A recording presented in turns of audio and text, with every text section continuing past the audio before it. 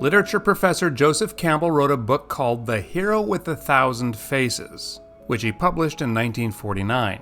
In this book, Campbell lays out his theory that all mythological stories have the same basic elements. And together these elements form what Campbell called the monomyth.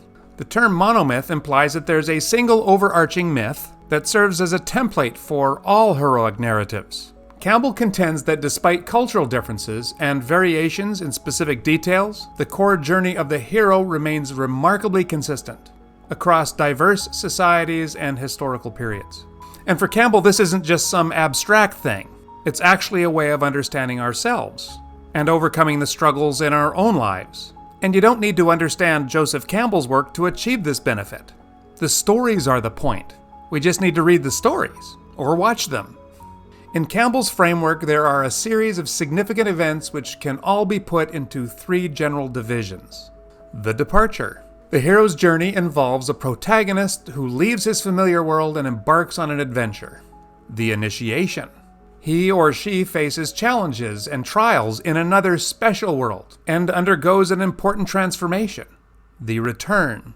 Eventually, the hero returns home, changed, with a newfound wisdom or a boon that blesses the community. The departure phase starts off with the hero going about his business, living her ordinary life, and then they experience the call to adventure. Something happens to make it possible or necessary to embark on a journey or a quest. This often comes from an external source, but it can also involve an internal longing for change. In The Hobbit, Bilbo Baggins lives a quiet life in the Shire. A wizard and a bunch of dwarves show up and invite him on an adventure to kill a dragon and take his gold. In Star Wars, Luke Skywalker is invited to rescue a princess and go to the stars and become a Jedi Knight like his father. But this can be a big step. It's hard to run off and do something dangerous or leave the familiar behind. So the hero may hesitate. Out of fear or perhaps a lack of preparedness, the hero might be reluctant to accept the call. This stage is called the refusal of the call. In The Matrix, Neo hesitates to take the red pill and accept the truth about the Matrix, wondering if he would rather not just stay put. Most of The Lion King is a refusal of the call. Simba does not want to return to Pride Rock and take his place as the Lion King. Often just before, or sometimes right after the acceptance of the call, the hero encounters a mentor, a guide, or a supernatural entity. This figure provides assistance or wisdom and even magical tools to help them on their journey. In The Karate Kid, Mr. Miyagi mentors Daniel in the martial arts and in the art of life. Dumbledore guides and advises and gives special items to Harry Potter throughout the Harry Potter series. For one reason or another, the hero eventually commits to the adventure, leaving the familiar world behind and entering the unknown realm or the special world of the story. The threshold is often protected by a threshold guardian, who warns the hero of the difficulties which lay ahead, or who even refuses passage. But the journey cannot continue until the hero goes through. Katniss Everdeen crosses the threshold when she volunteers as a tribute in the Hunger Games, leaving behind her normal life in District 12. Jake Sully crosses the threshold when he enters his avatar body and becomes part of the Na'vi community on Pandora. So the hero has departed the ordinary world and has entered the unfamiliar special world. This world is much different, and they don't know how to operate within it. They must learn. They must be initiated into this special world. The initiation phase is packed with all kinds of challenges. Not every hero goes through all of them, and they don't necessarily go through them in the same order. But in the mythic world, these are the basic challenges to be faced. The first one is the belly of the whale. In this stage, the hero experiences a significant ordeal or challenge. It's a bit of a crisis, because they realize how ill-equipped they are to survive in this world. The belly of the whale stage often requires a death and rebirth, and represents a moment of deep transformation, and a necessary step in preparation for the ultimate test that the hero will face later in the journey. In The Lord of the Rings, the Fellowship faces danger and uncertainty within the ancient mines of Moria. This occurs not long after the quest of the Fellowship begins, and marks a turning point in their mission. In The Little Mermaid, Ariel is taken into Ursula's lair and she ends up trading her voice for legs. This is both a death and a transformation, and she gains wisdom through the process. On the road of trials, the hero faces a series of challenges, tests, and obstacles, which must be overcome. Through these trials, they become better equipped to operate within this special world. They also begin to change on the inside. In The Wizard of Oz, Dorothy needs to pass tests of intelligence, compassion, and courage on her way to the Emerald City.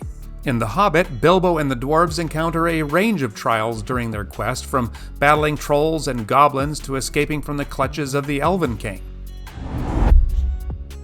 The goddess is a divine or powerful figure, often representing wisdom, love, or the promise of perfection. But there's another side to the Mother Goddess. Because she represents the whole world, including the good stuff and the bad stuff, and the world which the hero must leave behind, she tests his resolve and commitment to the quest. She shows the hero a picture of possibilities. In Pan's Labyrinth, Ophelia meets the Faun, a mysterious and magical creature who gives her tasks to complete in the labyrinth and reveals aspects of her destiny. In Moana's grandmother Tala serves as a spiritual guide and source of wisdom, encouraging her to embrace her destiny as a wayfinder. This phase is characterized by the hero's encounter with a figure, often a woman, who presents a temptation that could lead them astray from their quest or true path. In The Matrix, Cypher gives in to temptation and betrays Morpheus. I imagine that every member of Morpheus's crew thought once or twice about abandoning the life on the Babylon and becoming a rich rock star in The Matrix. In The Lord of the Rings, Frodo Baggins faces the allure of the One Ring, which tempts him with promises of power and control. He must resist the pull of the ring's corrupting influence. And that's really hard. The hero almost always confronts a significant authority figure. This can be with a literal father, but it could also be a metaphorical encounter. The father figure represents that which holds the ultimate power in the hero's life. He can punish the hero for presuming to take his place. In a sense, then, the father can be a rival. The father is the one who initiates the hero into the world. If the son or daughter is worthy, he will pass on the power of the world. In order to claim it, the hero must annihilate him or herself. They need to accept that the world is not without difficulty. They have to accept the good with the bad. In the movie Big Fish, Will Bloom reconciles with his father Edward, who has always been a larger-than-life character in the stories that he tells. Will eventually comes to understand the truth that is in his father's fabrications. In The Empire Strikes Back, Darth Vader reveals to Luke Skywalker that he is his father, setting the stage for their complex relationship. The Apotheosis is a stage in Joseph Campbell's hero's journey that represents the moment of profound realization, enlightenment, or transformation in the hero. It is a peak experience where the hero finally gets it, an understanding or an insight or a connection with a higher truth or reality. This stage will involve a symbolic death and resurrection, or a literal one, symbolizing the hero's transcendence and transformation. In The Truman Show, Truman makes a conscious decision to confront his fears and leave the constructed reality of Sea Haven, achieving freedom and self-realization. In The Dark Knight, Batman realizes the necessity to take the blame for Harvey Dent's actions, sacrificing his own reputation for the greater good.